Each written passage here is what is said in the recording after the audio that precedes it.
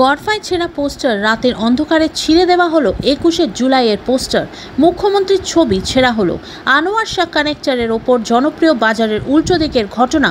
শীতলা মন্দিরের কাছে মন্ডল ব্রিজ সহ এলাকায় 21শে জুলাইয়ের পোস্টার লাগিয়েছিল তৃণমূল কংগ্রেস কর্মীরা। সেখানে একের পর এক পোস্টার ছিঁড়ে দেওয়া হয়। রাতের অন্ধকারে ছেঁড়া হয় মুখ্যমন্ত্রীর ছবি।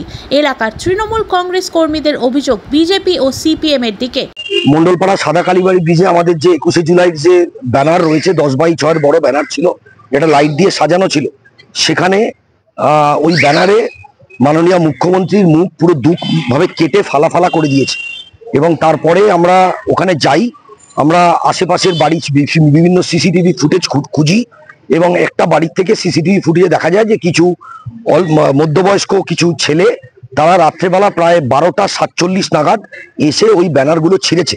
আমরা গড়ফা থানাতে অফিসার ইনচার্জের কাছে একটা ডেপুটেশন দিয়েছি দলের তরফ থেকে, যে এর বিরুদ্ধে যেন ব্যবস্থা না হয়। তার কারণ 106 নম্বর ওয়ার্ডে এ ধরনের নোংরামি আগে কোনোদিনও হয়নি এবং আমাদের সন্দেহ যে বিজেপি এবং সিপিএম এই নোংরা কালচারটা এখানে আমদানি করছে। গড়ফা থানায় অভিযোগ দায়ের করলেন এলাকার কাউন্সিলর অরিজিৎ দাস ঠাকুর সহ তৃণমূল কংগ্রেসের নেতা কর্মীরা। থানায় জমা দেওয়া হলো সিসিটিভি ফুটেজ।